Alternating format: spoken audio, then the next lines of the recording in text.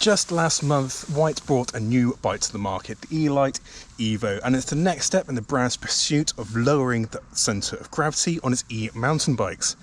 I've been riding this for a good couple of months now, and I reckon it's one of the best e-mountain bikes you can get. In fact, it scored a full 5-star review over off-road.cc, so keep watching to find out exactly why.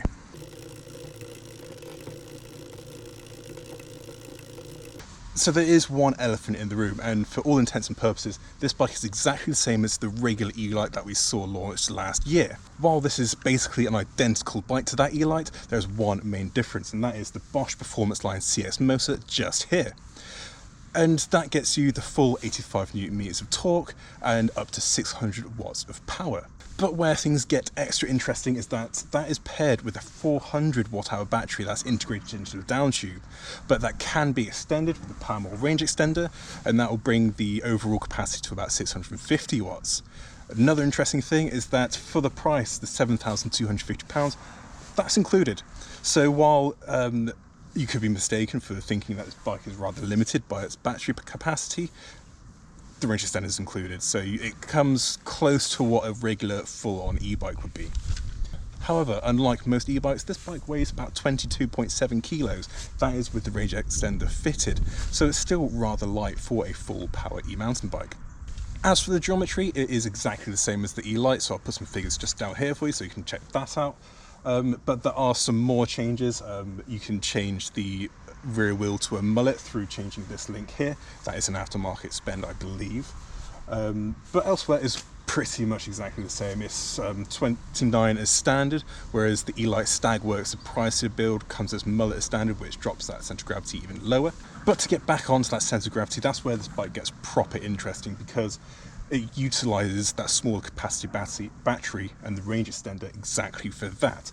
So Whyte is a brand that's kind of become known for its work towards centre of gravity, and the E180 and the E160 had its motors tilted upwards so that the brand can drop the battery lower in the frame. This bike gets a similar kind of thing where its motor is tilted slightly downwards, but that is in order to make space for the range extender, because the brand kind of realises that 400 watt hours isn't an awful lot. But the whole idea of kitting it with the small battery is that there's less weight up in the head tube, and they can bring it down so the battery comes to about there, and the weight or the range extender apparently doesn't do much towards the centre of gravity, as it's still very low in the frame. And of course, centre of gravity is lowered even further compared to the regular E-Lyte, because the motor is a little bit heavier despite being lighter than an old Performance LIne motor, and it gets even lower if you put a mullet wheel in the back. We don't have that on this bike as standard. As a Whyte bike, it gets all of the good stuff that we've come to expect. So we've got a gator here to stop mud and crap from getting inside, and there's no real compromises. So while this space here is taken up by the range extender, you can swap it for a bottle cage that fits onto this Bosch mount. But there's also space here for another bottle cage, up to 750ml apparently, so if you like to run without a pack, you're well sorted. Cables are internally routed, so they can be run at either side of the head tube, like we all like, but if you like to punish yourself a bit, you can run it through the headset. As for suspension travel, it's exactly the same as the E-Lyte 150, so we've got 143 at the rear and 150ml at the front. And to wrap off the build, or kind of the features, this is also covered by Whyte's famous lifetime bearing warranty, but the brand has also brought a lifetime frame warranty to the first owner, so this should last you quite a while. Anyway, let's go do some riding and I'll give you the impressions of the bike. Okay, so allow me to dive into the spec of this bike a little bit. So again, it'll cost you £7,250, and for that, it's full carbon frame, and bolted to it is RockShox Lyric Select Plus fork at the front with the Charger 3.1 damper, which is a very good bit of kit indeed. It's super easy to set up, super easy to dial in. Then there is a Deluxe Select shock at the rear, damping the 143mm travel. Shifting comes from SRAM's S1000 drivetrain, so that is T-type, which is great to see on any e-mountain bike. And it's the entry, or SRAM's entry, into its Access T-type technology. So you get all the good stuff, a little bit heavier, a little bit clunkier if I'm going to say anything, but it does the job perfectly fine. You get all those benefits again. Whoa. Whoa. Surprisingly slick. Bike rolls on a pair of WTB STI 30 wheels. Up front it's a Maximilian DHF, at the rear it's a DHR2. Classic pairing, no faults there really. Definitely a bit more trail focused than the Stagworks bike, and in conditions like this it's a little bit more frightening, but no worries for me. And before I forget, braking comes from a pair of SRAM Code Stealth Bronze brakes. They come with centerline rotors, and if I were going to change anything, it would be those rotors. The HS2s are far better, much more power, a bit quieter, better feel. That would be the only upgrade I'd make so far. Climbing this bike is pretty easy going. I mean, this isn't the most technical of the climbs, but so far Whyte has got that geometry absolutely dialed. I mean, I've got it in quite a high power mode. All I'm doing is sitting down, pedaling. It's really well balanced, and you know, front wheel lift isn't really something that needs to be addressed because the chainstay is a little bit longer. That comes in about 450-ish millimeters. So yeah, you know, it's not quite as whippable in the corners, but it leads to a better cornering characteristic in its own right. We'll get onto that in a little bit. But the Bosch motor is really well done. It's a little bit more refined. I mean, if I was on the last generation Bosch motor, I wouldn't be rushing out to buy this one because it basically does the same thing. It's a little bit quieter, and that ratchety noise that happens when you come off the pedals, especially down descent, that's certainly quieter. Of course, you've got the 4 modes. The green mode on this one is very minimal assistance, and of course you can tune it all you like. So yeah, at first, I have ridden this bike with and without the range extender, and the only real compromise you've got there is your overall range, and of course you have to charge another thing. So like for evening rides where it's been really dark,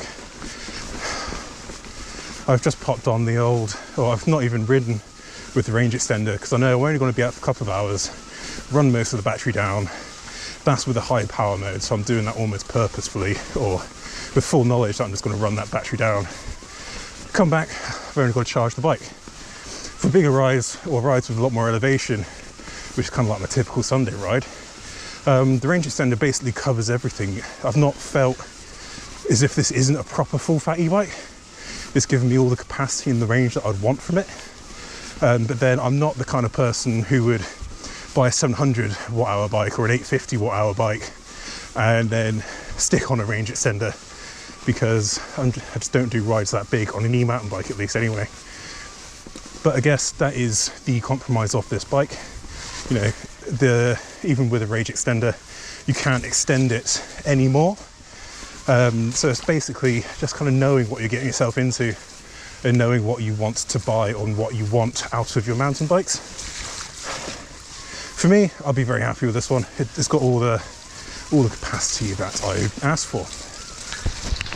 It's gone surprisingly foggy very quickly, but if we stick on the subject of that range extender just a little bit longer, because it's placed where it is, it does incredibly little to kind of affect the handling of the bike. You know, weight is just low as it is, and it's well placed, so it's still super maneuverable, super agile, and just mental fun. Whyte's is built in such a spot-on geometry. It's a very versatile machine. You know, these trails aren't the most technical, but it's more than happy to be thrown down something steeper and a bit more dodgy, because it's got a reasonably slack head angle, 64 degrees at the front, with the flip ship in the low position. It's nothing to complain about at all. Reach is about 480, 481, something like that. So you've got plenty of stability there as well. And yeah, this bike is all about that super low center of gravity. Whyte claims that it's the lowest of any bike ever. I can't really comment on that. It might be. They have the special rig machine thing where they can plot that kind of stuff. But that low central gravity is what this bike's all about. So it feels super natural in the corners, very much like just a regular mountain bike because that weight is nice and low. It's nowhere near the head tube, so you can move the bike around super easily.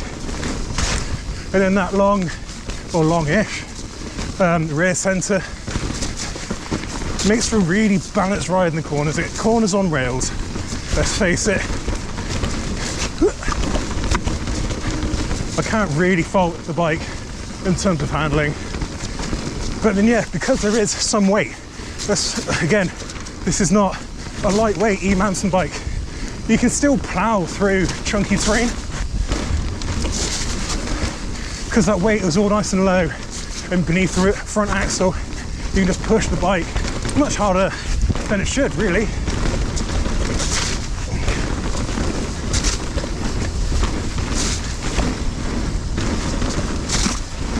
And just to touch on range, I've quite comfortably managed to get 1,200 meters climbing. I think uphill's a bit more important than distance because it's harder to go uphill than it is to go over a long flat distance. So yeah, there's definitely plenty here. Again, you know, if you are one who's getting big miles all of the time, this probably isn't the bike for you because you might run out. But then using all the battery is a healthy thing to do for your bike. We have articles on this over on off-road.cc, so go and have a look at those. But yeah, for the best battery life health stuff, running your battery down flat is actually quite a good thing to do. And a fun point, the saddle on this bike's really good. I've got Whyte bones, this is the wide saddle. It's spot on. If anything, you know, the saddle's fantastic. So this bike is proof that any bike is more than just the sum of its componentry, because, you know, the componentry on this bike isn't too blingy, it's nothing too crazy or fantastic, but it all does the job, and it doesn't really hinder how the bike rides at all. Because like the rear end on this bike is really well sorted, it feels fantastic, it's well supported, it doesn't wallow, and it corners, it stays up in the corners nice, but then when you need it to actually like get to work, it absolutely does. It kind of, dare I say it, it feels a little bit more than just 150 mil of squish. It's well supported, gets to work. I mean, more serious riders will be a bit disappointed that suspension, or the rear suspension at least, doesn't come with all the settings like low and high speed rebound, or I guess one of them. But in actual fact, I've not really felt the need to do that. I'd usually throw on some low speed rebound, but yeah, this bike rides well enough without it.